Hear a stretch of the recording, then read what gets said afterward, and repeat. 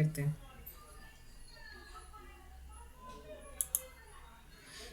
उस दिन हम लोगों ने ये जो लास्ट ये था कि फॉरेन टॉट्स के बारे में देखा था, जिसमें बेसिकली ये था कि वो प्रॉपर्टी से रिलेटेड है। जहाँ पे ये अगर टॉट रियलिटी से रिलेटेड है, प्रॉपर्टी से रिलेटेड है, तो an injury to a land situated outside the country, अगर आउटसाइड द कंट्री है तो ही वो फॉरेन टॉट कंसिडर होगा। और अगर वो पर्सनल टॉट कंसिडर होगा तब जब an injury to a person और a movable property of another. तो मूवेबल प्रॉपर्टी या पर्सन से रिलेटेड है तो वो पर्सनल टॉट होगा। और रियलिटी का टॉट कब होगा? जब it is related to the immovable property. ये हमने लास्ट टाइम किया था। इसमें एक ही इम्पॉर्टेंट था, तब टाइम नहीं था हमारे पास तो हम लोगों ने नहीं देखा था। तो एक ये लास्ट थिंग इम्पॉर्टेंट ये है कि टॉट ऑन शिप्स। अब टॉट ऑन शिप इम्पॉर्टेंट क्यों है फॉरेन टॉट में? क्योंकि शिप जो है वो यहाँ से इंडिया से जो कार्गो है, जो गुड्स है, वो लेके जाती है दूसरे कंट्रीज में। तो कार्गो जब वो दूसरे कंट्रीज में लेके जा रही है तो होता क्या है कि ये कार्गो जो है अगर उसके बीच में कहीं टॉट हुआ है, फॉर एग्जांपल अगर कोई शिप है वो इंडिया से निकल के जर्मनी जा रहा था और बीच में अगर वो टॉट हुआ है तो फिर वो टॉट कौन से कंट्री के अंडर आएगा, वो कौन से कंट्री के अंडर में कंसिडर होगा और कहाँ पे इसका केस फाइल होगा। तो होता ये है कि इंडिया के इंडियन वाटर्स डिसाइडेड है कि जो इंडिया का भारत का नक्शा है उतना तो इंडिया है ही, बट इंडिया के वाटर्स भी होते हैं, इंडियन वाटर्स भी होते हैं। तो 100 नॉटिकल माइल्स तक इंडिया का जो बॉर्डर है, जो लैंड एरिया है, वहाँ से 100 नॉटिकल माइल्स तक। यूजुअली दिस फिगर्स में बी वेरी डिपेंडिंग अपॉन के कंट्री के क्या सिचुएशन है, बट मैं सिर्फ एक एग्जांपल दे रही हूँ हाइपोथेटिकल। क्या ऐसा होता है कि यूजुअली 100 तो है अभी, लेकिन हो सकता है ये चेंज हुआ हो कि 100 नॉटिकल माइल्स तक इंडिया के बॉर्डर से 100 नॉटिकल माइल्स तक जो भी एरिया है वाटर में, वो इंडियन वाटर्स कंसिडर होते हैं। तो इंडियन वाटर्स में अगर वो हुआ है, कुछ भी क्राइम हुआ है, टॉट हुआ है, उस जो भी कार्गो के साथ कुछ भी गलत हुआ है, कार्गो या शिप में कुछ ऐसा हुआ है गलत, तो वो अगर इंडियन वाटर्स में हुआ है तो वो इंडियन फ्रॉड है, वो फॉरेन टॉट नहीं है। अब फॉरेन टॉट कब होगा? जब उसने इंडियन वाटर्स को छोड़ दिया है, इंडियन वाटर्स से शिप आगे चला गया है, तो वो फॉरेन में होगा बिकॉज वो इंडिया के लैंड पे नहीं हुआ है। अनदर थिंग कि एक टर्म है that is called high seas sales. तो ये हाई सीज सेल क्या होता है, ये मैं बहुत शॉर्ट में आपको बताऊंगी कि व्हाट इज इट। तो हाई सीज सेल ये होता है कि फॉर एग्जांपल मैं मैं कुछ कार्गो इंपोर्ट कर रही हूँ, मैं कुछ मंगा रही हूँ। फॉर एग्जांपल मैं चाइना से मोबाइल फ़ोन मंगा रही हूँ। अब मैंने चाइना से मोबाइल फ़ोन का एक पूरा कंटेनर मंगाया है। अब मैंने चाइना से मंगाया है तो ये जो मैंने सब कार्गो मंगाया है अल्टीमेटली मैं इधर मंगवा के सेल करने वाली हूँ, मैं उसको अपने घर में यूज़ नहीं करूँगी पूरा कंटेनर भर के मोबाइल फ़ोन। और यूजुअली जो भी कोई ट्रेडर होगा वो सेल करने के लिए मंगाएगा।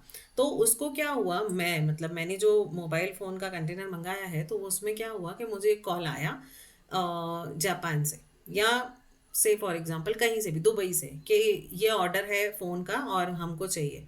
तो मैं सोचूंगी कि वो जो कार्गो है कंटेनर का इंडिया आएगा, इंडिया में मैं क्लियर करूँ उसको, इतना खर्चा करूँ, फिर वापस ऑफिसर को पैसा दूँ, फिर क्लियर करूँ, फिर दूसरी शिप में उसको माल को चढ़ाऊँ और फिर वापस उसे दुबई भेजूँ। तो इससे तो अच्छा है कि वो इंडियन वाटर्स में ही है, अभी इंडियन वाटर्स से भी आगे, मतलब जर्मनी से निकल चुका है, चाइना से निकल चुका है, आई एम सॉरी, चाइना से अगर वो कार्गो निकल चुका है तो वो रास्ते में ही है।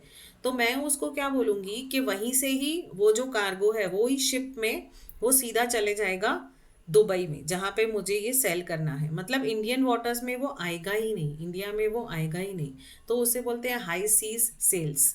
तो वो मिडल ऑफ द उसकी जर्नी, अब उसकी जर्नी पूरी नहीं हुई है और उसके बीच में ही मैंने उसको सेल कर लिया क्योंकि अल्टीमेटली मुझे सेल ही करना था।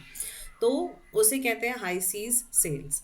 The relevant law in the case of torts committed on high seas sale will be law of the country whose flagship is flying. अब इसमें ये होगा कि जिसकी फ्लैगशिप पे, whose flag the ship is flying, अभी जिसका शिप जिस कंट्री का है जो शिप में फ्लैग है, मतलब फ्लैग है इन द सेंस कि कौन ओनर है उस शिप का, शिप को बोलते हैं मदर वेसल।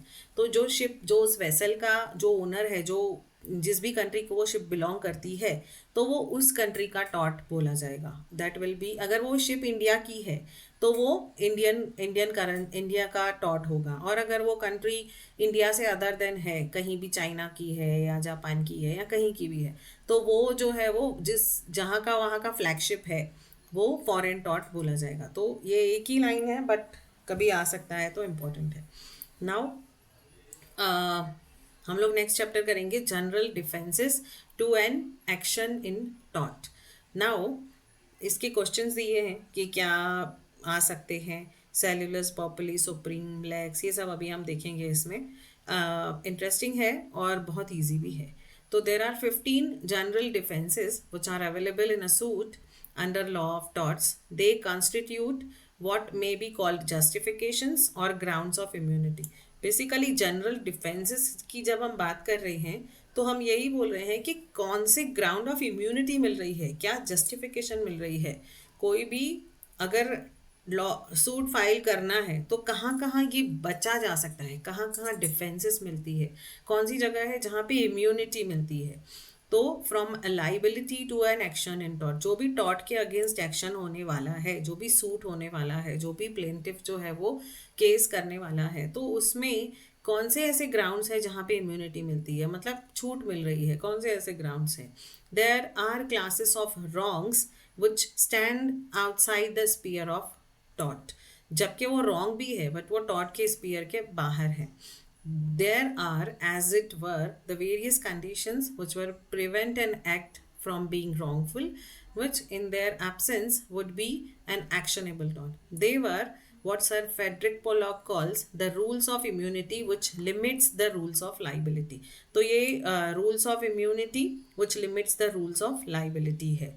ऐसे इम्यूनिटी के रूल्स हैं जो लाइबिलिटी को कम करते हैं, लाइबिलिटी को लिमिट करते हैं। In other words, there are various conditions which will prevent an act from being wrongful which in their absence would be wrong. अगर ये ऐसी कंडीशंस हैं, अगर ये कंडीशन ना हो तो वो चीज़ रॉन्ग हो जाएगी, बट ये कंडीशंस हैं, ये जो कंडीशंस हम पढ़ेंगे 15 कंडीशंस, जो 15 डिफेंसेस की हम बात करेंगे, ये कंडीशन है, इसीलिए वो रॉन्गफुल चीज़ें भी जो है वो एक्शनेबल नहीं है, मतलब उनको इम्यूनिटी मिल रही है। Under such conditions the act is set to be justified, वो एक्ट जस्टिफाइड हो जाता है, जबकि वो एक्ट गलत होता है, बट उस कंडीशन की वजह से वो एक्ट जस्टिफाइड हो जाता है। वो हम आगे देखेंगे कि कैसे जस्टिफाई हो जाता है, कोई रॉन्ग एक्ट में कैसे उसको इम्यूनिटी मिल जाती है, वो जस्टिफाई हो जाता है वो रॉन्ग होते हुए भी। तो ऐसे बहुत सारे केसेस हैं जहाँ पे वी विल सी कि जो अक्यूज्ड है he will not B accused. तो and when an act is said in general terms to be wrongful, it is assumed that no such qualifying condition exists.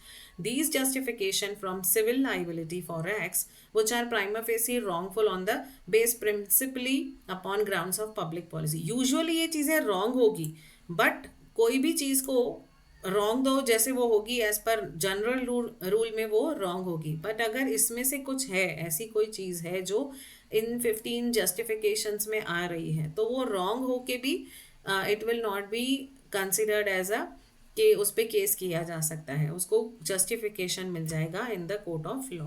The general defences discuss in the chapter should not be confuse with particular defences available for particular torts.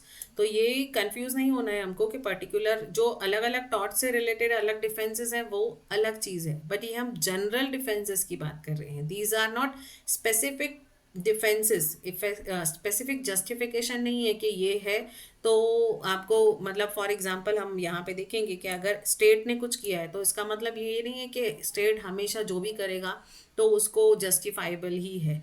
तो these are general defences, these are not related to any particular टॉट। कोई एक चीज़ को लेके ये rules या ये कायदे नहीं बने हैं। These are general defences which are available कि ताकि गलत ना हो। अल्टीमेटली थिंग ये है कि ऐसे कौन सी चीज़ें हैं जहाँ पे रॉन्ग जो है वो जस्टिफाई हो सकता है कि हाँ ठीक है। जैसे कि हम एक जनरल एग्जांपल लें कि जैसे कि अगर किसी ने ये किया, फॉर एग्जांपल डिफेंस में किसी को मारा, तो दो वो रॉन्ग है, किसी को मारना रॉन्ग है, बट अपने सेल्फ डिफेंस के लिए उसने किसी को मारा, अपने आप को बचाने के लिए किसी को मारा, तो ये जनरल डिफेंस हो गया। तो ये जस्टिफाइबल हो गया, दो यूजुअली ये जस्टिफाइबल नहीं होगा। दस फॉर इंस्टेंस एब्सोल्यूट और qualified privilege would be a good defence in a suit of defamation. अब यहाँ पे क्वालिफाइड प्रिविलेज वुड बी, ये हम आगे देखेंगे कि डिफेमेशन के सूट में क्या अच्छा डिफेंस हो सकता है। Likewise contributory negligence of a plaintiff may be pleaded by a defendant when he is sued for tort of negligence. However, such defenses are not general defenses available for all torts. ये सब defences के लिए available नहीं है, and therefore ये इस chapter में हम देखेंगे, ये सब देखेंगे, tort of negligence, qualified privilege, absolute privilege, everything. तो first is state of act of state, फिर जुडिशल एक्ट्स, ये सब है। तो ये क्वेश्चन भी आया है, मैंने देखा था, but let's see. Act of state, the first important defense or justification with reference to a tort is that the act complained of is an act of state. जो भी कोई एक्ट ऑफ स्टेट है, state का किया हुआ act है, मतलब state ने किया है, मतलब गवर्नमेंट ने किया है। An act of state is an act injurious to person और property of some person who is not at the time of the act a subject of her Majesty. यहाँ पे हर मेजेस्टी मतलब स्टेट का जो head है उसकी बात कर रहे हैं, स्टेट को हर मैजेस्टी बोला गया है। And which is done by any representative of her Majesty's authority. तो स्टेट की जो भी अथॉरिटी, किसी बड़ी अथॉरिटी, किसी सिविल, किसी मिलिट्री का कोई एक्ट है, and is either previously sanctioned और subsequently ratified by her Majesty. तो ऐसी केसेस, ऐसी कोई एक्ट जो स्टेट ने की है और जो कि पहले से ही स्टेट में सैंक्शन है, फॉर एग्जांपल अगर महाराष्ट्र स्टेट में कोई गुजरात स्टेट में अगर लिकर बैन है, तो वो जो है वो प्रीवियसली सैंक्शन है। एंड और अगर प्रीवियसली सैंक्शन नहीं है, फॉर एग्जांपल बाद में उन्होंने डिसाइड किया, सब्सिक्वेंटली रेटिफाई किया है कि ये जो है वो सैंक्शन इसका होना चाहिए, प्रोहिबिट होना चाहिए, तो कोई भी एक्ट जो स्टेट ने किया है, हर मैजिस्ट्री ने किया है, उसकी अथॉरिटी ने किया है, तो वो जस्टिफाइबल है, उसको जस्टिफिकेशन मिलेगा, उसको सज़ा स्टेट को नहीं मिलेगी क्योंकि स्टेट के पास रीज़न है। Thus an act of state is an injury done against an alien by a servant of the crown. Crown मतलब गवर्नमेंट। क्यों क्राउन बोला गया गवर्नमेंट को? बिकॉज पहले इंग्लिश लॉ के हिसाब से क्राउन कौन पहनता था? राजा। तो राजा मतलब गवर्नमेंट। तो अभी भी वर्ड्स वो यूज हो रहे हैं कि क्राउन का मतलब है कि गवर्नमेंट। दस an act of state is N injury done against an alien. किसी एलियन के अगेंस्ट इंजुरी है। एलियन मतलब कोई एलियन हम सबको पता है। तो यहाँ पे एलियन का मतलब ये है कि कोई अदर देन दी मेजेस्टी, अदर देन दी स्टेट पर्सन, स्टेट के जो सर्वेंट्स हैं उसके अलावा अगर किसी और एलियन के ऊपर कुछ एक्ट हुई है, इंजरी हुई है, और किसने की है? स्टेट ने की है। स्टेट के एक्ट की वजह से किसी एलियन पे इंजरी हुई है by servant of the crown, और किससे हुई है? क्राउन के सर्वेंट से, मतलब स्टेट हर मैजेस्टी की अथॉरिटी से हुई है, स्टेट के किसी जो गवर्नमेंट ऑफिसर्स हैं उनसे हुई है वो एक्ट।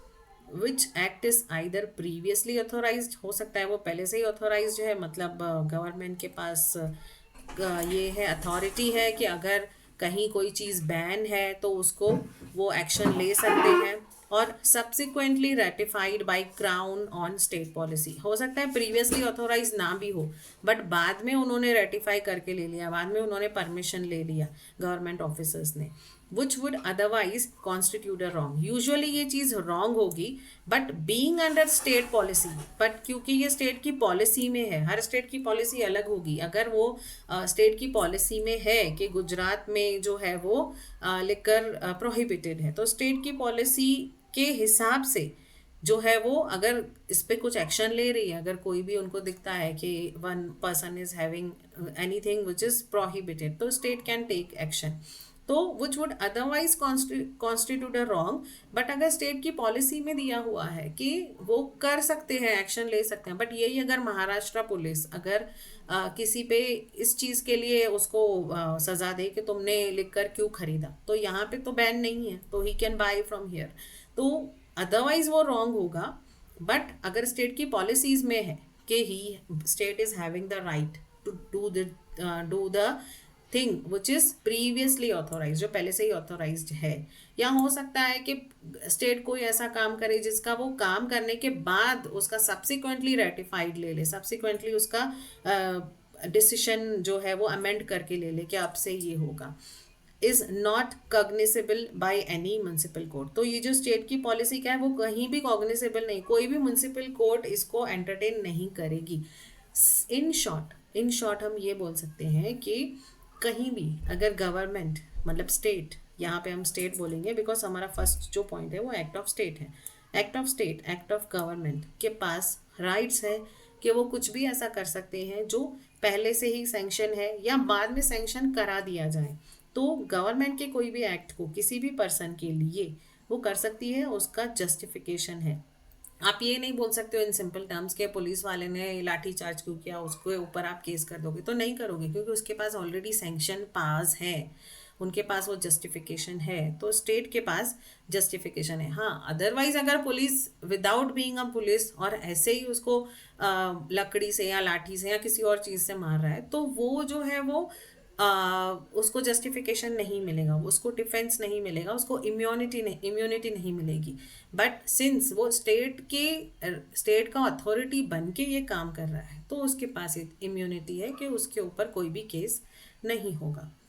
नाउ सेकेंड पॉइंट, ये स्टेट ऑफ एक्ट के ही केसेस दिए हुए हैं कि in short it is an arbitrary act. Arbitrary मतलब हमने आर्बिट्रेशन ऑलरेडी पढ़ा है कि वो एक इंडिविजुअल वॉलेंटरी एक्ट है कि वो खुद अपने आप से कर रहा है कोई एक्ट। अगर कोई स्टेट अपने हिसाब से कर रहा है, ज़रूरी नहीं है कि वो सारे स्टेट्स फॉलो कर रहे हैं तो वो स्टेट कर रहा है, वो आर्बिट्ररी कर रहा है, which is done not under colour of any legal title. भले ही वो किसी लीगल टाइटल के अंडर नहीं हो रहा है, but in the exercise of sovereign power, जो उसका सोवेरियन पावर है, जो उसका अथॉरिटी गवर्नमेंट का पावर, हाई सोवेरियन मतलब हाईएस्ट अथॉरिटी पावर है, जो उसके हिसाब से अगर कुछ वो एक्सरसाइज कर रहा है कोई भी state, intending that no remedy should lie, ये इंटेंड कर रहा है कि उसके अगेंस्ट कोई रेमेडी ना हो। अ गुड इलस्ट्रेशन, इसमें बहुत सारे एग्जाम्पल्स हैं, but in short we got the point कि हम लोग इतना डिटेल में जाएंगे तो we don't have that much time. So basically कोई भी स्टेट, अगर कोई भी स्टेट का एक्ट है तो they can do anything, anything मतलब जो भी जस्टिफाइबल होगा वो कर सकते हैं, उनको इम्यूनिटी मिल सकती है, उनके ऊपर कोई आप सूट फाइल नहीं कर सकते हैं। Now second is judicial act. Of course अगर स्टेट को पावर है तो जुडिशली को भी, जुडिशल जजेस को भी पावर है कि उनकी किसी एक्ट को ऑब्वियसली आप नहीं बोल सकते हो। अगर वो जज की कैपेसिटी में रह के कुछ काम कर रहा है तो ऑब्वियसली वो लोगों के अच्छे के लिए कर रहा है। तो ऐसे तो अगर जुडिशल एक्ट इसमें डिफेंस नहीं दिया होता तो हर कोई पहले जज पे ही केस करता कि जज ने मुझे ऐसी सज़ा क्यों दी। तो he is doing the what ever he is doing, जो भी वो अवार्ड दे रहे हैं, सेंटेंस दे रहे हैं, डिक्री दे रहे हैं, या कोई भी डिसीशन दे रहे हैं कोर्ट, तो that he is doing in his judicial capacity. तो जुडिशल कैपेसिटी में कोई भी चीज़ जो है वो उस सूट के लिए एप्लीकेबल नहीं होगी। The second defence to an action in tort is that the act done by a defendant was a judicial act. No suit will lie against a judge for any act done or word spoken in his judicial capacity. तो किसी भी जज के लिए कोई भी case नहीं बनता है उसने कुछ भी गलत बोला या कोई भी एक्ट की हो, वो अपनी जुडिशल कैपेसिटी में कर रहा है। हो सकता है वो किसी को कुछ बोले भी, या उसने जो भी सेंटेंस दिया है, जो भी उसने अवार्ड दिया है, डिसीजन दिया है, तो जुडिशल कैपेसिटी में रह के दिया है, तो उसके अगेंस्ट आप कोई भी केस नहीं कर सकते हो। This rule of judicial immunity is founded on a principle of public benefit, namely that जजेस शुड बी एट लिबर्टी, जजेस को फ्रीडम होना चाहिए, लिबर्टी होनी चाहिए टू एक्सरसाइज देयर फंक्शंस। अगर जजेस पे भी बात बात में केस होने लगे कि आपने इसको डेथ सेंटेंस क्यों दिया, इसको आपने ऐसा क्यों बोला, तो जजेस will not be able to perform their duties. तो to exercise their functions with sorry independence, independence से अगर वो उनके फंक्शंस हम चाहते हैं, अगर गवर्नमेंट चाहती है, लॉ चाहता है कि जजेस अपने फंक्शंस जो है, अपने काम जो है वो इंडिपेंडेंटली करे, without any fear of consequences या विदाउट एनी बायस, या किसी से डर के ना करे, तो जजेस के पास ये लिबर्टी होनी चाहिए कि वो जो भी जज की अथॉरिटी में बन के जो भी बोल सकता है वो बोल सकता है। You can not do case और you can not file any case against him, and this is so even that even this is so even if a जजेस मोटिव इज मेलिशियस, मतलब कुछ गलत मोटिव है अगर जज का, for the remedy for judicial errors is in form of an appeal to higher court। ये ऐसा है कि उस जज पे तो आप केस ही नहीं कर सकते हो। अगर जज ने कभी मैलिशियस एक्ट किया भी, मतलब कुछ गलत भी किया, उसका इंटेंशन गलत है, उसने जानबूझ के गलत डिसीजन भी दिया, तो भी आपके पास पावर है कि आप हायर कोर्ट के पास अपील कर सकते हो। अगर आपको डिस्ट्रिक्ट कोर्ट से आपको अच्छा नहीं लगा decision, you are not satisfied, you are agreed, तो आप उसके ऊपर की कोर्ट में जाओगे, स्टेट कोर्ट में जाओगे, हाई कोर्ट में जाओगे, सुप्रीम कोर्ट में जाओगे, बट आप उस जज पे केस नहीं कर सकते हो कि इसने फ्रॉडुलेंटली या उसने मैलिकुलसली ऐसा काम किया, या उसने कुछ चीटिंग किया, उसने मेरे साथ अनवाइज किया। तो ये रेमेडी जुडिशल को है ही। तो ये है कि आप उसको, उस जो भी उसका जुडिशल एरर है, आप बता सकते हो कि जज ने, हमने ये किया था एक बार, कि आप रिव्यू के लिए दे सकते हो, जो जजेस का ऑर्डर है उसी कोर्ट में आप रिव्यू के लिए भी दे सकते हो कि आपसे ये कुछ गलती हुई है, आप इसको रिव्यू करिए, और आपको रिव्यू नहीं करना है तो आप अपील में जा सकते हो। तो अपील में जाएंगे आप, बट उस जज के अगेंस्ट आप केस नहीं कर सकते, बिकॉज ये जुडिशल एक्ट को डिफेंस दिया गया है। Now, same immunity which is enjoyed by judges is extended to the members of naval and military courts. तो जो नेवी में है ऑफिसर्स, नेवी के मिनिस्टर मेंबर्स हैं, उनको भी सेम इम्यूनिटी है। वो लोग भी जो भी डिसीजन देंगे, या वो भी जो अपनी अथॉरिटी में रह के पब्लिक के अच्छे के लिए, देश के अच्छे के लिए जो काम कर रहे हैं, तो दे हैव दैट राइट, उनके अगेंस्ट आप केस नहीं कर सकते हो। तो सिमिलरली मिलिट्री कोर्ट्स हैं, martial and courts of injury है, आर्बिट्रेटर्स हैं जो इंडिविजुअल आर्बिट्रेटर्स काम करते हैं। मतलब हमने देखा था लेबर ट्रेड यूनियन एक्ट में कि आर्बिट्रेटर्स इंडिविजुअली काम करते हैं, बोर्ड ऑफ आर्बिट्रेटर्स होते हैं, देयर आर फ्यू मेंबर्स के आर्बिट्रेटर्स की तरह वो एक्ट करते हैं, या जूरी मैन है, या कोरोनर्स हैं जो जजमेंट देते हैं, लोगों को सलाह देते हैं। ऐसे लोग जो भी पब्लिक के अच्छे के लिए काम कर रहे हैं, for the benefit of public, and they are working in a capacity of, उनको वो अथॉरिटी दी गई है कि आप हमको सेंटेंस बताओ, आप न्याय करो, या आप बताओ क्या करना चाहिए। तो ऐसी जगह पे जो है, दे विल नॉट बी के, उनके ऊपर आप केस नहीं कर सकते हो, उनको ये इम्यूनिटी दी गई है। Thus, if a judge gives a wrong verdict, an action will not lie against him. Even if judge ने कुछ गलत verdict दिया, गलत sentence दिया, जो कि सबको पता चल रहा है कि ये गलत है, तो भी उस जज पे कोई भी जो है वो no suit lies against him for that matter। And likewise, if an arbitrator acts honestly, he is not liable for errors in judgment or for negligence in discharge। Even उससे कुछ negligence भी हुआ है discharge of duties के time पे, जिस भी arbitrator के हम लोग आर्बिट्रेटर के पास अगर गए हैं, कोई ट्रेड यूनियन का कुछ सेटलमेंट के लिए गए हैं, एंड फिर उन्होंने जो भी जजमेंट दिया है वहाँ पे कुछ अगर नेग्लिजेंस भी हुआ है, तो भी आप आर्बिट्रेटर के अगेंस्ट कोई भी केस नहीं कर सकते हो, because he is having that immunity.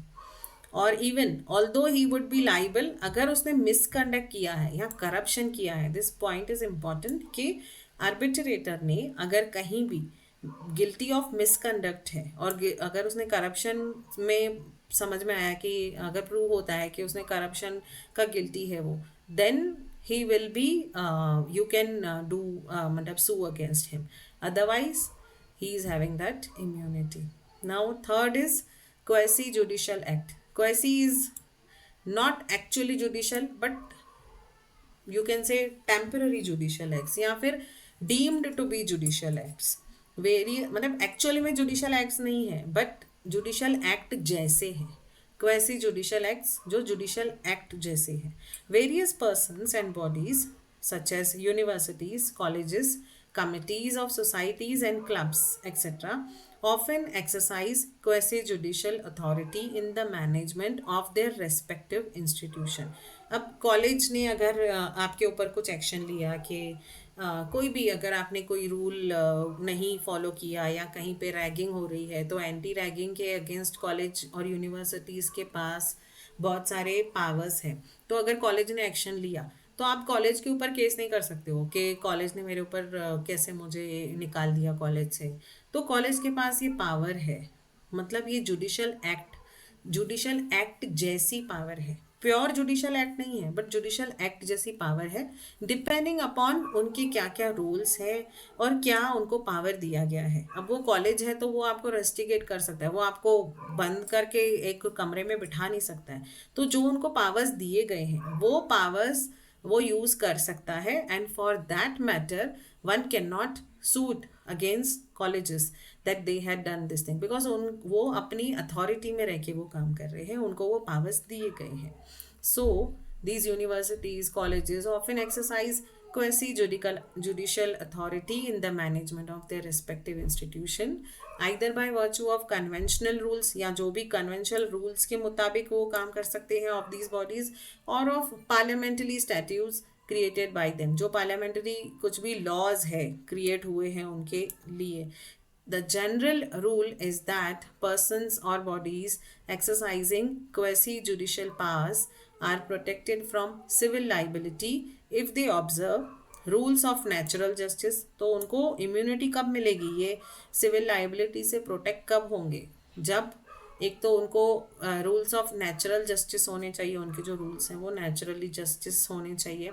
The particular statutory और कन्वेंशनल रूल्स होने चाहिए जो भी प्रेस्क्राइब्ड हैं in their course of action. जैसे मैंने बताया कि college can not keep you के एक रूम में बंद करके आपको 10 दिन में रख दिया, वो नहीं कर सकता है। वो जो स्टैचुटरी रूल्स या जो कन्वेंशनल रूल्स उनको दिए गए हैं जो कि कोर्स ऑफ एक्शन में प्रेस्क्राइब किए गए हैं कि चलो कॉलेज क्या क्या कर सकता है, कॉलेज रेस्टिगेट कर सकता है, कुछ और अगर सस्पेंड कर सकता है तो ऐसा कुछ कर सकता है, उसके अदरवाइज नहीं कर सकता है। जो मतलब उन्होंने एक तो नेचुरल जस्टिस के रूल्स को फॉलो किया है, दूसरा जो भी एज प्रेस्क्राइब्ड है रूल्स उसको फॉलो किया है। ये दोनों चीज़ें अगर की है तो जो यूनिवर्सिटीज़ है, कॉलेजेस है या कोई सोसाइटी की कमिटी है उनको पावर दिया गया है ये। दस a man can not be removed from the office of membership unless the person exercising such pass have acted in good faith. अगर उसने मतलब फॉर एग्जांपल ये है कि फॉर एग्जांपल एक कॉलेज में एक प्रोफेसर है या एक टीचर है या एडमिन है, कोई भी है, अगर उसको आप ऐसे ही नहीं निकाल सकते हो। अगर उसने गुड फेथ में वो किया है, मतलब फॉर एग्जांपल उसने अगर किसी स्टूडेंट को थोड़े 10 दिन के लिए सस्पेंड कर दिया तो he has acted in good faith, ये उसने अच्छे फेथ के लिए किया है ताकि दूसरे बच्चों को भी सबक मिले, वो भी रैगिंग ना करें। Give him a fair and sufficient notice of his offence, और उसने पहले उसको 2-3 बार हो सकता है कि ही शुड गिव के उसको 2-3 बार उसको ये वार्निंग दी हो कि you should not do this, और सफिशेंट नोटिस दिया हो कि अगर आपने ऐसा नहीं किया तो आपको सस्पेंड कर लेंगे। तो फर्स्ट थिंग ये है कि गुड फेथ में किया हो, सेकंड उसको सफिशेंट नोटिस दिया हो, थोड़ा टाइम दिया हो, given him an opportunity of defending himself, उसको अपॉर्चुनिटी टू बी हर्ड हो, मतलब उसका भी सुना जाए। ऐसा नहीं किसी ने बोल दिया कि ये रैगिंग कर रहा है और उसको सीधा सस्पेंड कर लिया, उसको भी सुनने की अपॉर्चुनिटी हो, वो अपने आप को डिफेंड करे, उसको सुनना चाहिए इनको। तो अगर ये 3 उन्होंने एक्सरसाइज किए हैं पार्स को, मतलब ये 3 कंडीशंस फुलफिल की हैं, तो उस बंदे को, वो जो कॉलेज का एडमिन होगा उसके ऊपर उसको कोई ऑफिस से रिमूव नहीं करेगा कि आपने ऐसा किया है। तो because he has exercise his powers. कौन से पावर्स? उसने क्वेसी जुडिशियल एक्ट किए हैं, मतलब जुडिशियल एक्ट जैसे, क्वेसीज उसके जैसे, डीम टू बी जुडिशियल। तो अगर उसने ऐसा किया है तो उसको इम्यूनिटी है, one can not be sued for this particular thing. तो given him an opportunity of defending himself, the same principles apply in case of expulsion of a member from a caste. तो ये अगर किसी को किसी cast, एक cast है अगर कोई और उस कास्ट में ऐसा है कि इंटर कास्ट मैरिज नहीं करना है, this is just a hypothetical example. तो फॉर एग्जांपल किसी कास्ट में ऐसा है कि वहाँ पे इंटर कास्ट मैरिज अलाउड नहीं और किसी बंदे ने किया तो सब लोगों ने मिलके उसको उस कास्ट में से निकाल दिया। तो यहाँ पे उस बंदे को उस कास्ट में से निकाल नहीं सकते हैं अगर उसने ये जो तीन चीज़ें हैं वो सेटिस्फाई की है, जो कंप्लाई की है, कि वो गुड फेथ में है, फिर गिवन उसको फेयर एंड सफिशिएंट नोटिस उसने उसको मिला है, given him opportunity of defending himself, तो वो जो बंदा इसको कास्ट से निकालेगा, जो भी मेंबर कमेटी का मेंबर होगा, उस कास्ट की पंचायत होगी या कोई भी उनका हेड होगा, महाजन होंगे उनके हेड होंगे, तो वो लोग मिलके किसी बंदे को ऐसे ही नहीं निकाल सकते अनलेस उन्होंने ये तीन चीज़ें फॉलो की है। तो कंक्लूजन ये है कि ऐसी बहुत सारी अथॉरिटीज़ हैं जिनको जुडिशल जैसी पावर्स दी गई है और वो लोग बच सकते हैं टू बी सूड, मतलब उनको इम्यूनिटी है। Now fourth is executive acts. Executive officers in India in general do not enjoy any protection. Usually जो भी एग्जीक्यूटिव ऑफिसर्स हैं, जो भी गवर्नमेंट ऑफिसर्स हैं, उनको इतना प्रोटेक्शन नहीं दिया गया है। क्यों? क्योंकि बहुत प्रोटेक्शन देंगे तो वो अपनी मन मर्जी से कुछ भी करेंगे। तो लॉ जो है यहाँ पे थोड़ा स्ट्रिक्ट है। ऐसा नहीं है कि दे आर गिविंग, मतलब उनको फुल लिबर्टी मिली है जैसे कि जजेस को मिली है, except that conferred by the legislative enactments. The state and its officers are, however, not liable when the wrongful act falls within the purview of any state. ये हमने पहले ही देखा फर्स्ट पॉइंट के स्टेट, जो स्टेट है और उसके officers हैं वो लाइबल नहीं है किसी भी रॉन्गफुल एक्ट के लिए अगर वो एक्ट स्टेट के प्रिव्यू में आता है तो। Subject to above, the executive officers are always liable for torts committed और ऑथराइज्ड बाय देम। तो इसके हिसाब से कि एग्जीक्यूटिव ऑफिसर जो है वो are always liable for torts committed और ऑथोराइज बाय देम। तो इसीलिए ऐसा बोला गया है कि इंडिया में जो एग्जीक्यूटिव ऑफिसर्स हैं उनको जनरली इतना प्रोटेक्शन नहीं है। The state is also vicariously liable for torts committed by its officer, मतलब ऑटोमेटिकली स्टेट लाइबल हो जाता है यूजुअली। ये हम जनरल बात कर रहे हैं, अभी हम इम्यूनिटी की बात नहीं कर रहे हैं।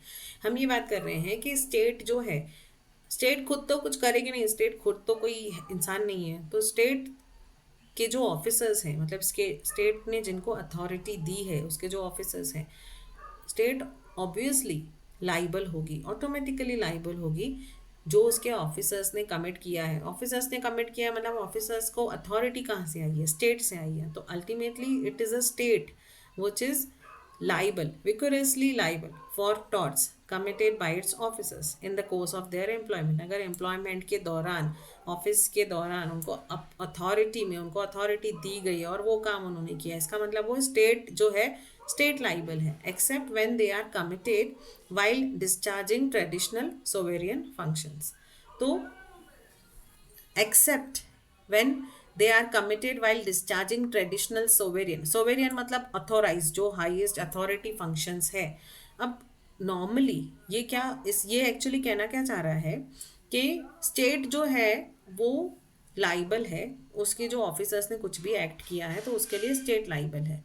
बट अगर उन लोगों ने सोवेरियन फंक्शंस के अलावा, ट्रेडिशनल सोवेरियन फंक्शंस के अलावा, एक्सेप्ट दैट कुछ और किया है, मतलब कोई अगर पुलिस वाला है, उसने, जैसे मैंने अभी थोड़ी देर पहले एग्जांपल दिया कि पुलिस वाला है, not during his course of duty, उसका कोई ड्यूटी नहीं है वहाँ पे, वो स्टेट में ऐसे ही घूमने गया है दूसरे स्टेट में और वहाँ जाके उसने किसी लोगों को मारा या मारपीट किया, कुछ भी किया, तब वो ये नहीं बोल सकता है कि I am authorised to do this और किसी ने ये गलत किया था इसीलिए मैंने किया। तो वहाँ पे उसको कोई अथॉरिटी नहीं है। अगर वो अपनी पुलिस की अथॉरिटी में रह के कुछ कर रहा है देन जो है वो उसको ये इम्यूनिटी मिल जाएगी, उसको प्रोटेक्शन मिल जाएगा, उसके अगेंस्ट केस नहीं होगा।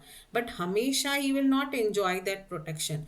अगर वो नॉर्मल जो उसको ट्रेडिशनल फंक्शन दिए गए हैं उसके अलावा कुछ और कर रहा है, जो जिस चीज़ का उसको वारंट नहीं है, कहीं भी ट्रेस पासिंग कर रहा है, तो पुलिस वालों के या कोई भी ऑफिसर्स के, पुलिस वाला तो वॉज जस्ट एग्जाम्पल, बट कोई भी ऑफिसर्स है वो अपने जो उनको पावर्स दिए गए हैं ट्रेडिशनल सोवेरियन फंक्शन करने के लिए जो पावर दिए गए हैं उसके अलावा अगर कुछ भी वो कर रहे हैं during the course of employment, तो उस चीज़ के लिए उनको प्रोटेक्शन या डिफेंस नहीं मिलेगा। उस चीज़ के लिए उनको, ये बात एकदम सिंपल है, इसको समझने के लिए ये है कि हमको जनरल अपना लॉजिक ही लगाना है कि अगर कोई ऐसा अगर केस लॉ आता है तो अगर कोई ऑफिसर है वो एज अ ऑफिसर स्टेट ने जो पावर दिए हैं तब वो काम कर रहा है तो फिर obviously he will not B suit for that. लेकिन अगर अपनी मनमानी से वो उस पावर का गलत इस्तेमाल कर रहा है तो ऑब्वियसली उसको ये कोई जस्टिफिकेशन नहीं मिलेगा।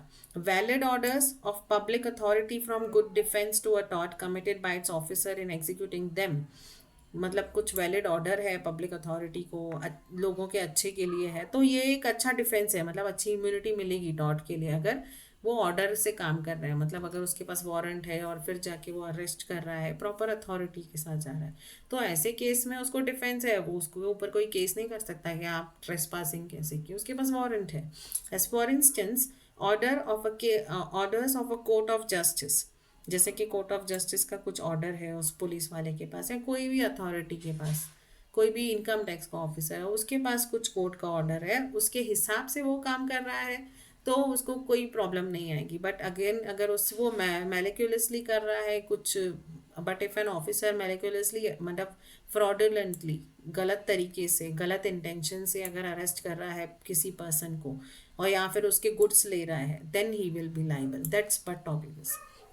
If the public officer is guilty of misfeasance in the exercise of powers, उसने अपने कोई भी जो पावर्स हैं उसने प्रॉपरली यूज़ नहीं किया, उसमें कुछ गलत किया है उसने, entrusted by to him by law, जो लॉ ने उसको पावर दी है उस पावर का उसने मिसयूज़ किया है तो he is liable in a suit for any damage resulting from him, तो उसमें कुछ भी अगर डैमेज हुआ तो ही इज़ लाइबल, वो उसके ऊपर केस होगा, उसको कोई भी जस्टिफिकेशन नहीं मिलेगा।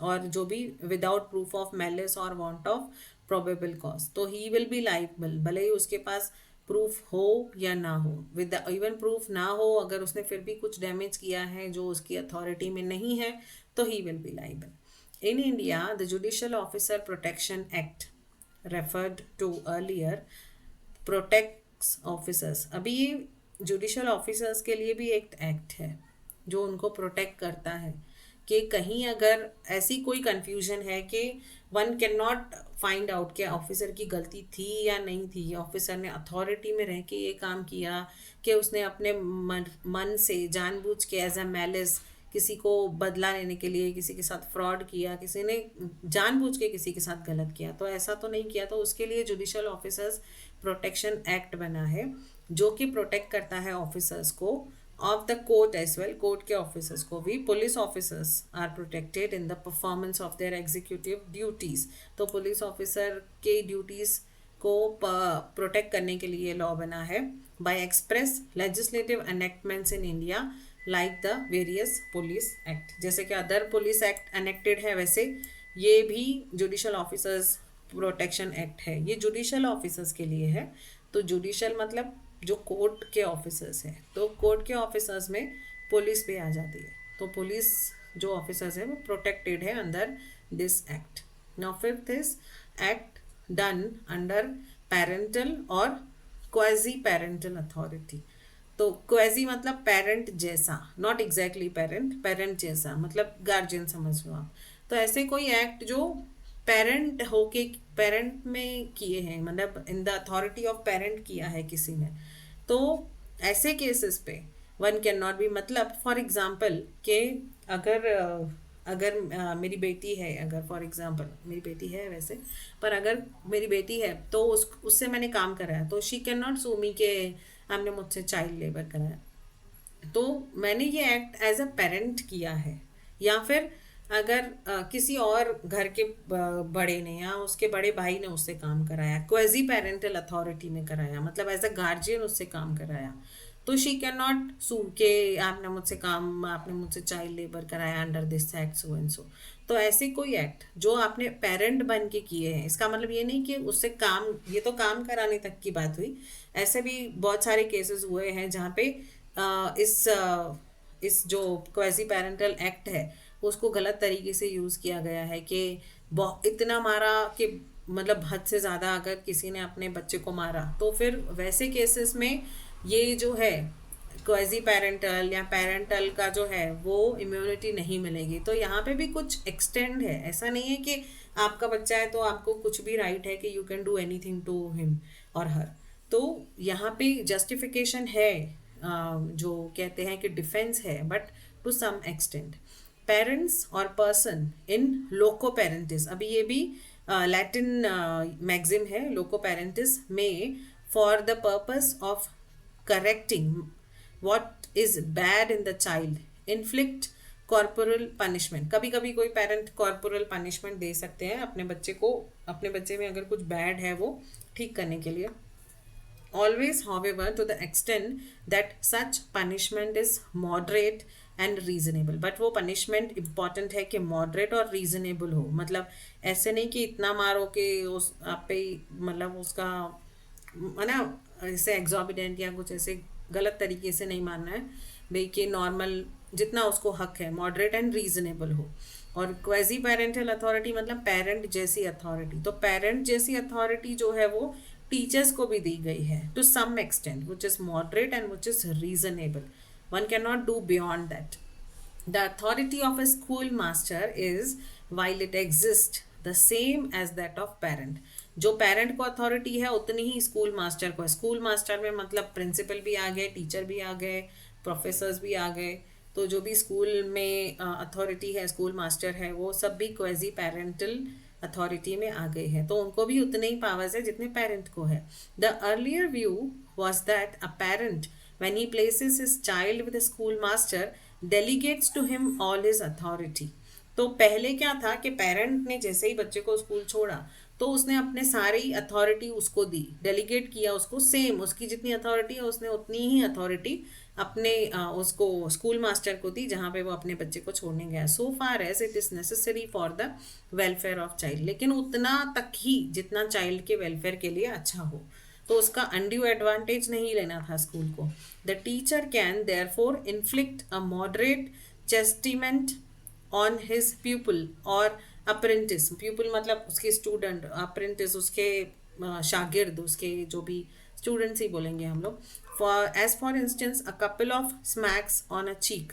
तो थोड़ी चमाटे लगा दी उसको उसके चाटे गाल पे तो ठीक है, उतना चल सकता है। However the modern view is that, ये तो पहले की बात है।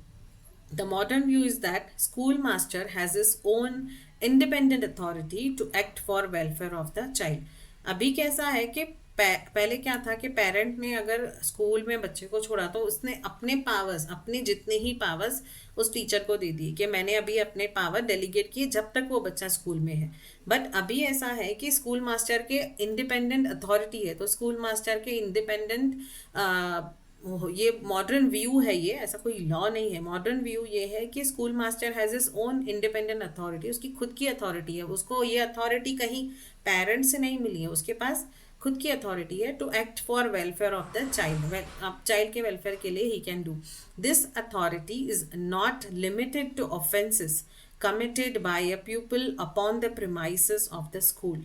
तो ये जो अथॉरिटी है ये लिमिटेड नहीं है कि अगर वो बच्चे ने स्कूल में कुछ गलत किया है तो ही स्कूल मास्टर को राइट है उस पर एक्शन लेने का। हो सकता है स्कूल के बाहर भी अगर उस बच्चे ने कुछ रॉन्ग किया है तो उसको अथॉरिटी है। बट अथॉरिटी है इसका मतलब ये नहीं कि मारने की अथॉरिटी है। चाइल्ड के वेलफेयर के लिए उसको अगर कुछ करना पड़ रहा है तो ही हैव दैट। हो सकता है वो उसको काउंसलिंग कराए, तो चाइल्ड ऑफ वेलफेयर के लिए उसको कुछ भी है। बट यहाँ तो हम टॉर्ट्स की बात कर रहे हैं, हम लोग काउंसलिंग की बात नहीं कर रहे। हम ये कर रहे हैं कि कौन से ऐसे टॉर्ट है जो गलत होते हुए भी जस्टिफिकेशन मिल जाता है कोर्ट में और उन पे केस नहीं होता है।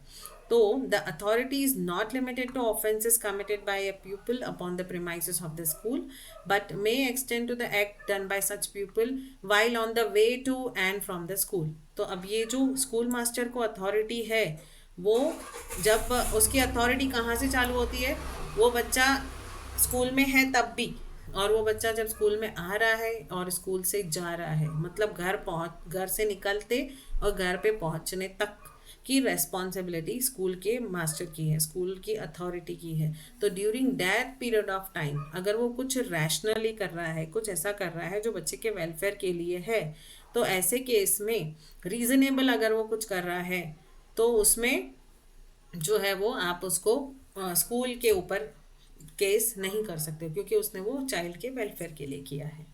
एग्जाम्पल है, आप देख लेना. Authorities of necessity. अब ये नेसेसिटी की अथॉरिटी है, मतलब जहाँ ज़रूरी है उस अथॉरिटी का काम करना, तो ऐसे केसेस में जो है वो डिफेंस मिलता है, इम्यूनिटी मिलती है, उस पर केस नहीं होगा, बचा जा सकता है. The master of a vessel on high seas. अब हाई सीज मैंने आपको बताया जब हमने स्टार्ट किया आज का लेक्चर, कि कोई ट्रेड हो रहा है एक कंट्री से, अगर इंडिया में कुछ कार्गो, कुछ कमोडिटी, कार्गो के लिए ही होता है ये, कुछ गुड्स आने वाले हैं अगर इंडिया में, और फॉर एग्जांपल चाइना से इंडिया आने वाले हैं, और रास्ते में ही मैंने उसे सेल कर दिया, इंडिया पहुंचने से पहले ही मैंने वहीं से ही उसको दूसरे कंट्री में सेल कर लिया, इंडिया में आने ही नहीं दिया. तो यहाँ पे the master of the vessel on the high seas और in a foreign port has disciplinary powers. अब इसमें पावर किसके पास है कि ये कार्गो कहाँ उतारना है. मैंने उसको बोल दिया कि ये जो मेरा कार्गो है, इधर इंडिया आने वाले हैं मोबाइल फ़ोन, वो है ना, आप इधर मत लेके आओ, डायरेक्ट आप उधर दुबई में बेच दो, क्योंकि अल्टीमेटली तो मुझे भेजना है.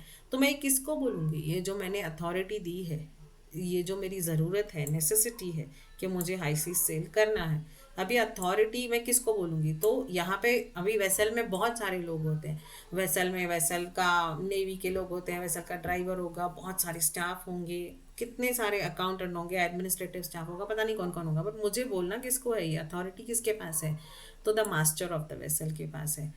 तो master of vessel high seas में या फॉरेन पोर्ट में उसके पावर्स होते हैं. Not only over the crew, उसके पावर्स किसके लिए हैं, क्रू मतलब जो उसका स्टाफ है, क्रू मेंबर्स बोलते हैं, जो वेसल पे, मतलब जो शिप पे, जो कार्गो वाली शिप होती है जहाँ पे कंटेनर रखे जाते हैं, तो वो जो कार्गो वाली शिप होती है, या कभी पैसेंजर वाली शिप भी होती है जो बड़ी सी, जैसे आप सबको क्रूज़ वगैरह मालूम है, तो जो मास्टर ऑफ द वेसल है उसके पावर्स हैं, वो सबसे हेड है, उसके पावर्स किसके ऊपर है, क्रू के ऊपर, जो उसके नीचे काम कर रहे हैं, पूरा स्टाफ, शिप में जितना भी स्टाफ है वो, और पैसेंजर्स के ऊपर भी, जो वो पैसेंजर को बोलेगा वो उनको करना पड़ेगा, क्योंकि ऑब्वियसली वो पैसेंजर्स के अच्छे के लिए बोलेगा, कहीं कुछ होने वाला है, उसको पता चल रहा है कि वेसल में कुछ खराबी है, क्या है, तो वो पैसेंजर को अकॉर्डिंगली गाइड करेगा. तो मास्टर ऑफ द वेसल जो होगा उसको कुछ पावर्स है, क्रू के लिए भी और पैसेंजर्स के लिए भी. Such powers are based upon necessity and are limited to preservation of necessary discipline and safety of ship. Obviously ये जो पावर्स है ये नेसेसिटी के लिए है, ज़रूरत के लिए है, कि कभी बहुत इमरजेंसी आ रही है या कुछ नेसेसिटी है, कुछ और रिक्वायरमेंट है, वो preservation of necessary discipline of safety of ship. तो शिप की सेफ्टी के लिए अगर उसको कहीं भी कुछ डिसीजन लेना पड़ रहा है, तो वो अथॉरिटी मास्टर ऑफ वेसल पर है. तो जो मास्टर ऑफ वेसल होगा उसके ऊपर कोई पैसेंजर केस नहीं करेगा कि आप, how can you be very rude to me, आपने मुझे कैसे बोला कि ऊपर के इसमें जाऊं. अगर उसने बोला होगा कि ऊपर के डेक पे आप जाओ, तो नीचे कुछ इमरजेंसी होगी या नीचे कुछ शॉर्ट सर्किट हुआ होगा, कुछ भी हुआ होगा, तो he has a power that. तो English courts have also observed that this authority of a captain to inflict moderate punishment. तो ये इंग्लिश कोर्ट में है कि थोड़ी मॉडरेट पनिशमेंट जो मास्टर ऑफ वेसल है वो दे सकता है, या कैप्टन जो है वो दे सकता है, is not confined to a case where the ship is at sea beyond the reach of other assistance. तो इंग्लिश कोर्ट ने ये देखा है कि जो कैप्टन का अथॉरिटी है तो वो मॉडरेट पनिशमेंट दे सकता है, बट ये सिर्फ उसलिए नहीं है कि फॉर एग्जाम्पल क्या होता है कि मास्टर ऑफ द वेसल कब मास्टर बन जाता है, जब जैसे ही वो वेसल जो है वो अ, धरती को छोड़ता है। मतलब पहले तो वो वेसल कहीं ना कहीं बोर्डेड होता है, जहाँ से लोग उस पानी में चढ़ते हैं, पानी के जहाज में चढ़ते हैं, या कार्गो जब पानी में लोड होता है। तो लोड होने के बाद जब वो आगे जाता है पानी में, तब से उसकी जो है वो अथॉरिटी चालू हो जाती है। उसके पहले उसकी अथॉरिटी नहीं होती है। तो इट इज़ नॉट कन्फाइंड, मतलब नॉट लिमिटेड टू केस। या कन्फाइंड का मतलब लिमिटेड नहीं होता है, कन्फाइंड मतलब स्मॉल स्पेस होता है। तो it is not confined to a case where, यहाँ पे लेकिन कन्फाइंड का मतलब ये है कि control, it's not limited, it's not limited to a case where the ship is at sea beyond the reach of other assistants. तो ये सिर्फ वहाँ पे नहीं है कि शिप सी में है जहाँ पे कोई और उसको असिस्टेंस नहीं है, कुछ नहीं है, तो वहाँ पे सारी जो पावर्स है, मतलब नेसेसिटी के पावर्स हैं, शिप की सेफ्टी के जो पावर्स हैं, वो मास्टर ऑफ वेसल को है। तो अब तक हमने ये देखा कि 6 ऐसे लोग नहीं हैं, मतलब 6 ऐसे कंडीशंस हैं जहाँ पे जो है वो इम्यूनिटी मिलती है। एक तो पहला है स्टेट, सेकंड है जुडिशल एक्ट, तीसरा है क्वेजी जुडिशल एक्ट, मतलब जुडिशल एक्ट जैसा, जैसे कि कॉलेजेस, यूनिवर्सिटीज। फिर उसके बाद हमने देखा एग्जीक्यूटिव एक्ट्स, मतलब ऑफिसर, एग्जीक्यूटिव मतलब ऑफिसर्स, तो ऑफिसर्स के एक्ट जिनके ऊपर भी आप केस नहीं कर सकते हो अनलेस अदरवाइज प्रूव्ड कि उन्होंने कुछ गलत तरीके के लिए ही किया है एंड ऑल। तो यूजुअली उनके पास ऐसा जो है वो इम्यूनिटी है। फिर parent, as a quasi parent के, मतलब क्वेजी पेरेंट मतलब as a teacher, as a guardian, ऐसा कुछ आपने अगर किया है टू दी स्टूडेंट्स और अ चाइल्ड, तो वहाँ पे भी आपको इम्यूनिटी मिलती है। फिर अथॉरिटीज ऑफ नेसेसिटी में हमने देखा कि मास्टर ऑफ वेसल, जो हाई सीज का वेसल का मास्टर है, या कोई भी शिप का, जो चाहे वो पैसेंजर शिप हो या कार्गो शिप हो, उसका जो मास्टर है उसके पास अथॉरिटी है नेसेसिटी की। इमरजेंसी में वो नेसेसिटी में, नॉट ओनली इमरजेंसी, नेसेसिटी में सेफ्टी के लिए, अच्छे के लिए अगर वो कुछ डिसीजन ले रहा है तो उसके पास पावर है, उसके अगेंस्ट आप केस नहीं कर सकते हो। अब नेसेसिटी सिर्फ शिप में तो नहीं होगी, अथॉरिटीज ऑफ नेसेसिटी में तो हमने मास्टर ऑफ वेसल का एग्जाम्पल देखा, बट और एक भी है कि necessity. There are many cases in which individuals sustain an injury for which the law gives no action, as where private houses all are pulled down to stop a fire or goods cast overboard to save a ship or lives of those on board. तो ऐसे बहुत सारे cases हैं जहाँ पे injury तो होती है, बट लॉ के हिसाब से उसके ऊपर कोई एक्शन नहीं लिया जा सकता है। As where private houses are pull down, अभी कहीं पे आग लगी है, तो किसी का प्राइवेट हाउस है, तो आग लग गई है, और वहाँ पे अगर फायर ब्रिगेड आ रही है और वो उसको बचाने की कोशिश कर रही है, पानी लगा रही है, तो हो सकता है वो घर पूरा गिर गया जब वो आग बुझाने की कोशिश कर रहे थे। ड्यूरिंग द स्टॉप, मतलब pull down to stop the fire, fire को स्टॉप करने के टाइम पे, या फायर स्टॉप करने के लिए वो नीचे गिर गया घर, तो वहाँ पे उसके अगेंस्ट कोई एक्शन नहीं होगा, उस फायर ब्रिगेड के अगेंस्ट, उन ऑफिसर्स के अगेंस्ट कोई भी एक्शन नहीं होगा, बिकॉज वो लोग अच्छे के लिए कर रहे हैं। अच्छे के लिए कर रहे हैं मतलब नेसेसिटी है द कंसेप्ट। हमारा कंसेप्ट अच्छे के लिए ऐसा कुछ नहीं है, हमारा कंसेप्ट है कि नेसेसिटी है। उस मूवमेंट की नेसेसिटी ये थी कि आग बुझानी है, तो stop the fire, they pull the private house, तो प्राइवेट हाउस को पुल किया, तो वहाँ पे ये नेसेसिटी थी। वहाँ पे लॉ आपको नहीं देता परमिशन कि आप इस इंजरी के लिए केस करोगे। मतलब ये क्या है कि डिफेंस मिला है, मतलब प्रोटेक्शन मिल गया, एक तरह की इम्यूनिटी मिल गई किसको, जो जिसने ये नेसेसिटी को परफॉर्म किया, इस केस में फायर ब्रिगेड के ऑफिसर को, या फिर और goods cast overboard to save a ship और lives of those on board. अब ये इस एग्जांपल से कनेक्टेड है कि हाई सीज सेल्स या हाई सीज या फॉरेन में अगर कोई शिप है और उसको लग रहा है कि शिप डूबने वाली है, तो उसने क्या किया, थोड़े से गुड्स लेके फेंक दिए बाहर, शिप को बचाने के लिए, उसका वजन कम करने के लिए। तो यहाँ पे इसकी नेसेसिटी थी ये करने के लिए। तो यहाँ पे जिसके भी कार्गो था, फॉर एग्जांपल मेरा ही कंटेनर आ रहा था या मेरा ही कार्गो आ रहा था, तो मैं उस पर केस नहीं कर सकती हूँ कि तुम, हाँ मैं इंश्योरेंस ज़रूर क्लेम कर सकती हूँ, बट मैं उस पर, यहाँ पे हम टॉर्ट्स की बात कर रहे हैं, तो यहाँ पे मैं उस को जो टॉट उसने किया है, दो वो टॉट है वो गलत है, उसने मेरा कार्गो फेंका कैसे, बट उसको इम्यूनिटी मिलेगी क्योंकि उसने नेसेसिटी के लिए ये किया है, उसने नेसेसिटी की वजह से उसने वो जो कार्गो है वो पानी में गिरा दिया ताकि पूरी शिप जो है वो बच जाए, मतलब यहाँ उसमें जो लोग हैं उसमें जो सामान है वो शिप जो है वो पूरा डूबे नहीं। तो इसने यहाँ पे क्या किया, लोगों के वेलफेयर के लिए किया। तो ये वाला मैगजिम हमने उस दिन देखा था, सैलुस पॉपुली एस्ट सुप्रीमा लेक्स, मतलब कि लोगों का, सैलुस पॉपुली मतलब सोशल, लोगों का, सोसाइटी का वेलफेयर सबसे इम्पोर्टेंट है, सुप्रीमा लेक्स सुप्रीम है, सोसाइटी का वेलफेयर इज सुप्रीम। हम लोगों ने ये किया भी था, I just see, it's welfare of people is supreme law.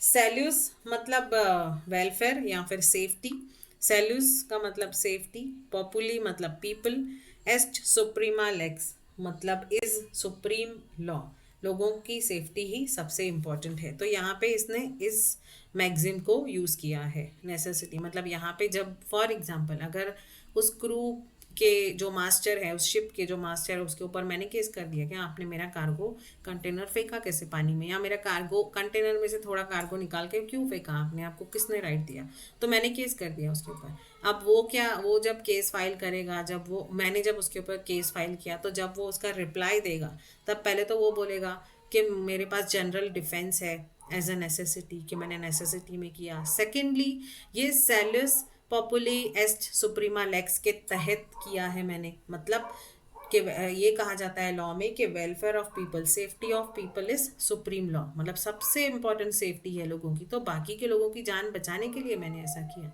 तो ये दो कंडीशंस वो लिखेगा तो कोर्ट तुरंत बोलेगी यस इनके पास डिफेंस है, इनको इम्यूनिटी है, आप इनके ऊपर केस नहीं कर सकते, तो मेरा केस जो है वो खारिज हो जाएगा।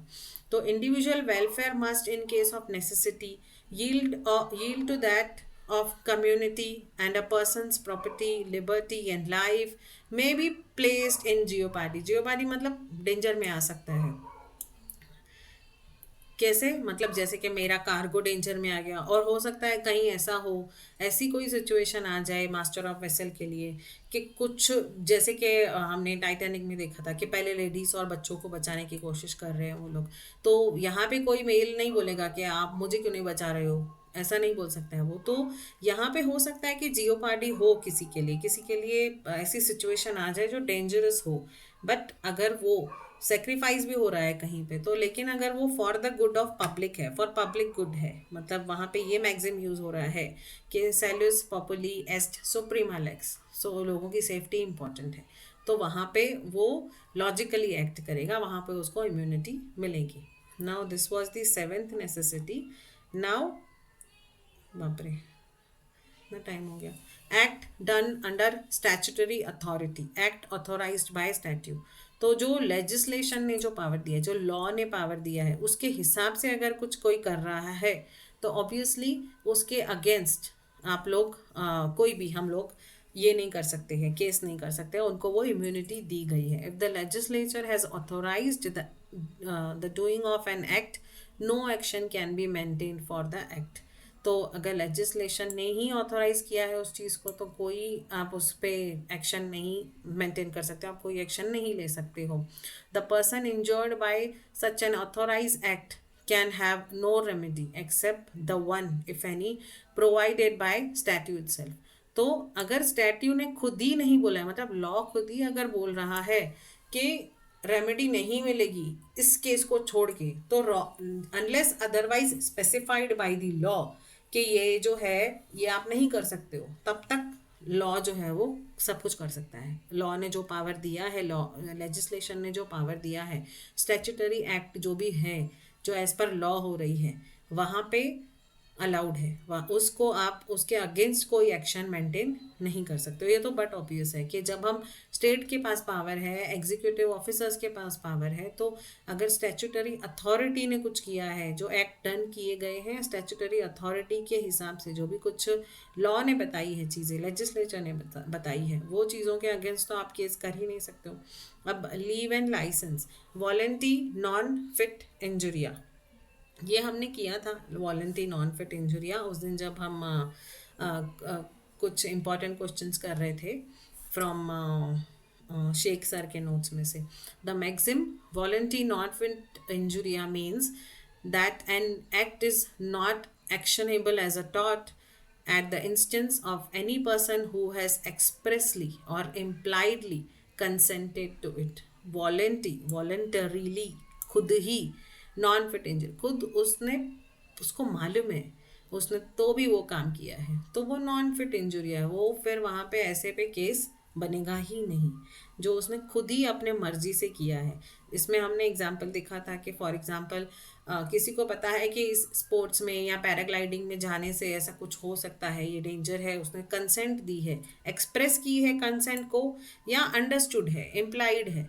तो जो भी उसका कंसेंट है, या तो उसने एक्सप्रेस किया है राइटिंग में, साइन करके दिया है कि मैं पैराग्लाइडिंग करने जा रहा हूँ, मुझे कुछ हुआ तो उसकी मेरी जिम्मेदारी, या फिर इम्प्लाइड है, हमें पता है कि ऐसा होना है तो ऐसा होना ही है। ऐसी कोई सिचुएशन है कि उसने रिवर राफ्टिंग में गया है या ऐसा कुछ गया, तो उसको पता है कि अगर मुझे स्विमिंग नहीं, भले उसने साइन नहीं किया है, बट ये इम्प्लाइड है कंसेंट कि अगर उसको स्विमिंग नहीं आती है, अगर वो गिर गया तो उसकी गलती है। तो यहाँ पे ये मैक्सिम फिट होता है कि वॉलेंटी नॉन फिट इंजुरी है। जहाँ पे वॉलेंटरीली आपने कुछ एक्ट किया, आपको पता है, अपने फ्री कंसेंट से किया है, तो वहाँ पे आप किसी और के ऊपर केस नहीं कर सकते हो। यहाँ पे उसको डिफेंस मिल जाता है। मतलब फॉर एग्जांपल वो पैराग्लाइडिंग वाले ने आपसे साइन करवा ली थी कि आप अगर पैराग्लाइडिंग कर रहे हो, आपको कुछ हुआ तो, और फिर अगर उतरते समय वो गिर गया या कुछ हुआ, तो वो केस नहीं करेगा, क्योंकि उसका पहले ही कंसेंट है, एक्सप्रेस मतलब राइटिंग में कंसेंट है इस केस में, और उसने वॉलेंटरी नॉन फिट इंजुरिया है,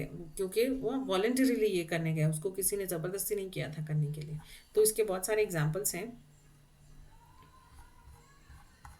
then two big, inevitable accident, unavoidable accident. Accident ज़्यादातर अनअवॉइडेबल ही होते हैं, बट ऐसे एक्सीडेंट जो एक्ट ऑफ गॉड है। And inevitable accident is that which could not possibly have been prevented by the exercise of ordinary care। आप कितना भी ऑर्डिनरी केयर कर लो, फिर भी अगर ऐसा कोई केस है, ऐसा कोई इंसिडेंट है, ऐसा कोई एक्सीडेंट है जो होना ही है, मतलब अर्थक्वेक हो गया, कहीं फ्लड आ गया, कहीं कुछ और, भाई कुछ गिर गया ऊपर से, कोई ब्रिज, आप भले ही गाड़ी इतना अच्छे से चला रहे थे लेकिन ब्रिज ऊपर से गिर गया, तो यहाँ पे ऐसे केसेस पे आप केस नहीं कर सकते हो। अब ब्रिज गिर गया is not actually example related to this, क्योंकि ब्रिज गिर गया तो वो एक्ट ऑफ गॉड नहीं है, वो तो किसी जो भी कंस्ट्रक्शन, जो भी बिल्डर होगा या जिसने भी वो बनाया होगा इंस्टीट्यूशन ने, उनकी गलती से हुआ है।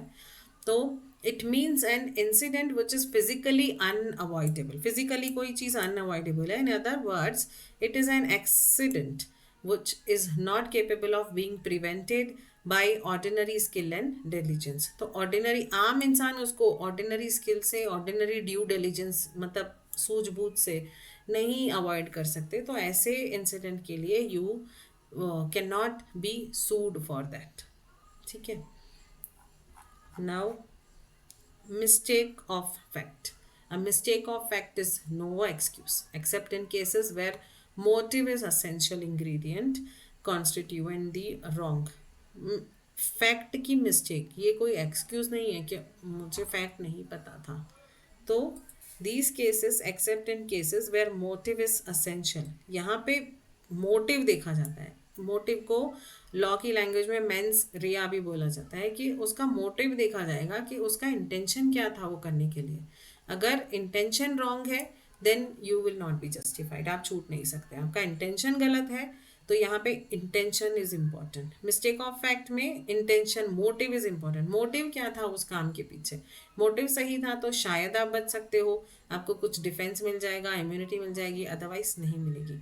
एक्सरसाइज ऑफ कॉमन राइट्स, अगर आप अपने कॉमन राइट्स को एक्सरसाइज कर रहे हो, ये है इन केस ऑफ डैमनम सिने इंजुरिया। ये हमने ऑलरेडी किया है कि डैमेज विदाउट इंजुरी, मतलब इंजुरी नहीं हुई है बट डैमेज हुआ है। मतलब हम लोगों ने दो एग्जाम्पल्स भी इसमें देखे थे, आप वो वाला लेक्चर देख लेना इफ़ यू हैव टाइम, क्योंकि अभी हमारे पास टाइम नहीं है। तो अगर कहीं भी एक्सरसाइज ऑफ कॉमन राइट्स है, the exercise of ordinary rights for a lawful purpose and in a lawful manner is no wrong even if it is causes damage.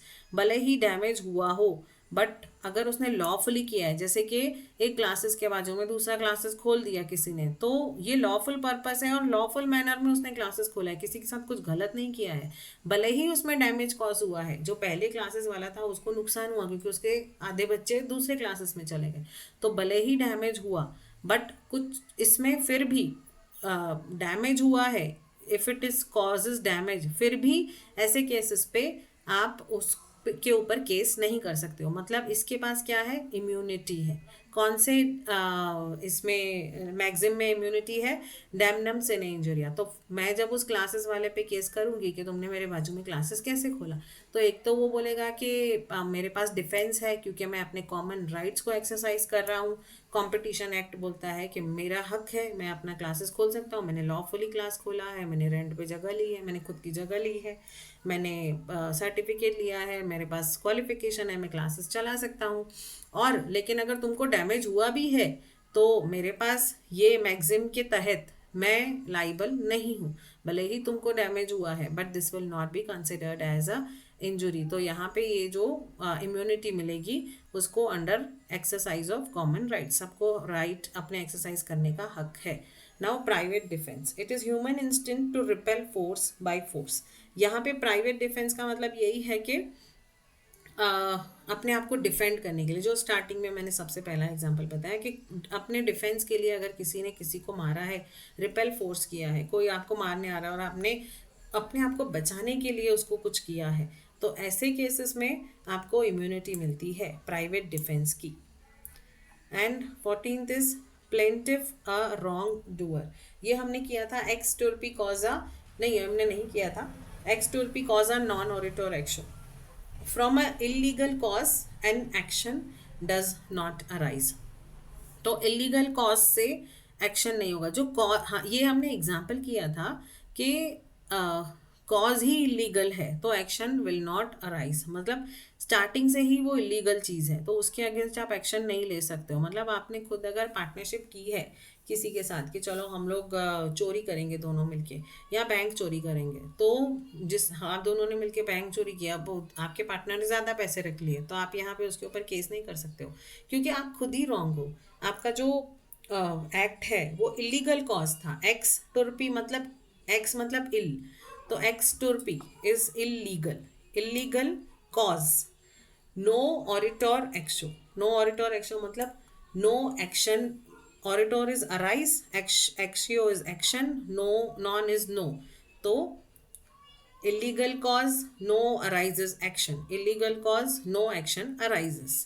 ये लैटिन में है, हम हिंदी हम इंग्लिश में ऐसा बोल सकते हैं कि no from a illegal cause no action arise. जो उसका कॉज ही इलीगल है वहाँ पे आप एक्शन नहीं ले सकते हो, तो उसको यहाँ पे एक इम्यूनिटी मिल जाती है। ये इम्यूनिटी तो नहीं बोल सकते हैं, बट यहाँ पे जब है ही वो चीज़ गलत तो उसके लिए आप किसी के ऊपर केस नहीं कर सकते हो। तो इसको एक्स टुर्पी कॉजा नॉन ओरिटोर एक्सियो को एक्स डोलो मालो नॉन ओरिटो एक्सियो भी बोलते हैं। डोलो मालो मतलब फ्रॉड, तो जहाँ पे कुछ फ्रॉड है, जहाँ पे कुछ गलत काम किया है, तो नॉन ओरिटोर एक्सियो, नॉन ओरिटोर एक्सियो मतलब नो एक्शन अराइज। जहाँ पे है ही इलीगल, जहाँ पे है ही फ्रॉड हो रहा है, आपने धंधा ही फ्रॉड का किया है, तो उसमें आप क्या किसी के ऊपर केस करोगे कि मेरे पार्टनर ने मुझसे पैसे नहीं दिए या नहीं किए। तो जहाँ पे है ही वो गलत, तो वहाँ पे प्लेंटिफ ने ही, प्लेंटिफ खुद ही रॉन्ग डूअर है। प्लेंटिफ कौन होता है, जो केस करता है, वो खुद ही गलत है, वो खुद ही रॉन्ग डूअर है, तो उसको कोई ये नहीं मिलेगा। He can not case on somebody else, कि खुद गलत है वो दूसरे पे केस नहीं कर सकता। तो यहाँ पे उस दूसरे वाले बंदे को इम्यूनिटी मिल जाएगी जहाँ पे प्लेंटिफ खुद ही गलत हो। Now act causing slight harm, जहाँ पे डी मिनिमस बहुत ही मिनिमम, नॉन क्यूरेट लेक्स मतलब the law does not concern it self with trifles. Trifles मतलब, ट्रिफल्स मतलब स्मॉल जो होते हैं, ये छोटी बहुत नेग्लिजिबल चीज़ें, छोटी छोटी चीज़ों के लिए जो है वो आपको कोर्ट कंसिडर नहीं करेगी। छोटी छोटी चीज़ों के लिए अगर किसी ने किसी का तो बहुत छोटा कुछ ऑर्डिनरीली नॉर्मल कुछ गलत कर लिया तो हर चीज़ के लिए आपको कोर्ट में आप अलाउ नहीं करेंगे कि आप केस करो। तो या ऐसी चीज़ों के लिए आपको अगर बहुत छोटा सा गुनाह हुआ है, कुछ ऐसा कुछ हुआ है, तो वहाँ पे आप डी मिनिमस नॉन क्यूरेट लेक्स के मैगजिम के तहत आप डिफेंस या इम्यूनिटी मांग सकते हो। तो this finally completes our chapter.